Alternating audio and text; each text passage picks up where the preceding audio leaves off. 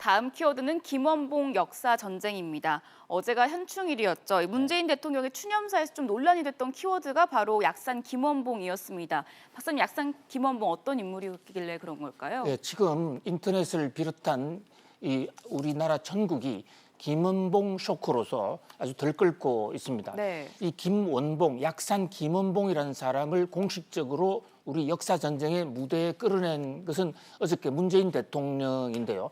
문재인 대통령이 어제 64주년 네. 현충일 추념사에서 약산 김원봉을 매우 치하를 했죠.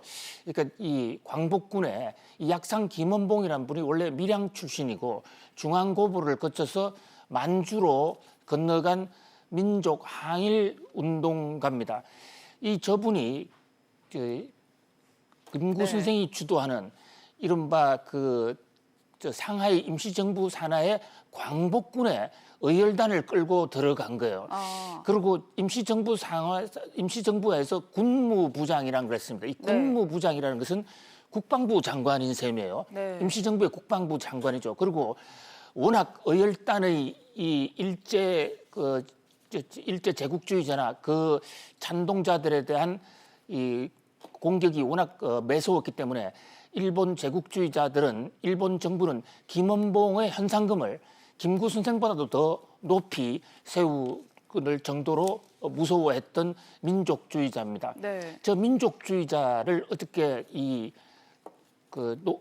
문재인 대통령께서 이 광복 이 현충일 추념사를 하시면서 김원봉 장군이 광복군에 들어갔기 때문에 우리 임시정부가 큰 힘을 발휘했고 그것이 해방하는 과정에서 우리 국군의 뿌리가 됐다.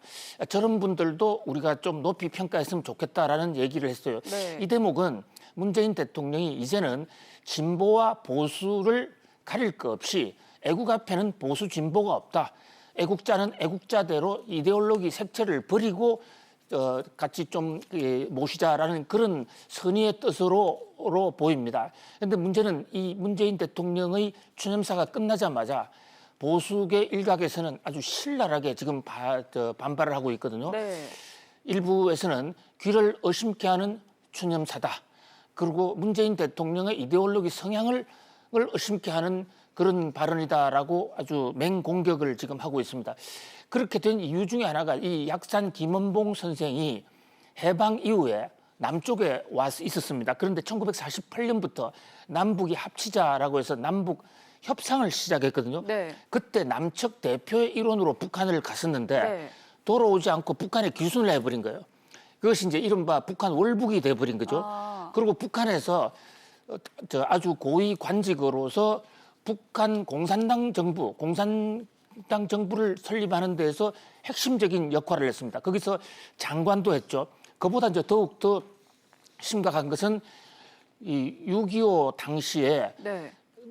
남한과의 이른바 한국 전쟁에 대한 공훈으로 김일성 훈장을 받았어요. 근데 어저께 자리가 현충일에 우리 전몰 장병들을 위로하는 자리였고 네. 바로 거기에 상당 부분이 가장 많은 수가 6.25 때 돌아가신 분들이 가장 많은 그런 현충원 자리에서 그 6.25 전사자들을 양산하는데 크게 일조했던 이 북한의 김원봉을 과연 칭송하는 그런 내용을 할 필요가 있었느냐 하는 대목 때문에 지금 들끓고 있는 것이죠.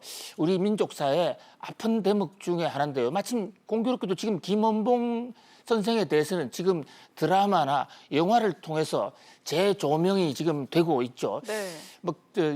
우리 과거 선조들에 대해서 재조명을 해보는 것은 필요한 것으로 보이고 특히 김원봉 장군처럼 저렇게 임시정부에 적극적으로 기여를 했고 광복군에 실제로 부사령관까지 했던 분에 대해서 다시 한번 평가를 해보는 것은 나름 의미가 있을 수도 있겠습니다만은 그러나 6.25 전범자의 한 사람으로 지금 지목되고 있는 남침의 핵심 세력 김원봉 장군으로서의 이력이 분명히 있는 마당인데 그것을 꼭 현충원에서 현충일 추념사에서 했어야 됐냐 라는 걸 둘러싸고 아주 여야 아주 설전이 이루어지고 있습니다. 한편에서는 지금 김창룡 장군 6.25 때 큰 공을 세웠다고 알려진 그런 양반들에 대해서 그런 양반이 지금 현충원에 들어가 있는데요. 네. 이분들은 일제 제국주의 시대 때 독립군을 탄압한 사람이다. 그러니까 김창룡 장군도 그렇게 역사를 제대로 평가하자면 이 현충원에서 빠져야 될 것이다. 그래서 어저께 현충원 앞에서는 그런 시위 행사까지 있었습니다. 아무튼 일본 제국주의의 어두운 이 30년 역사로 해서 우리 민족들이 갈갈이 갈라지는 그런 안타까운 현실입니다. 지금 중요한 것은 우리가 과거에 이 좌파냐 우파냐 우리의 적군이냐 아군이냐를 가리는 것 못지않게 미래를 위해서 화합해 가는 것이 아니겠는가 하는 그런 생각을 해봅니다. 네, 계속해서 세 번째 키워드 보도록 하겠습니다.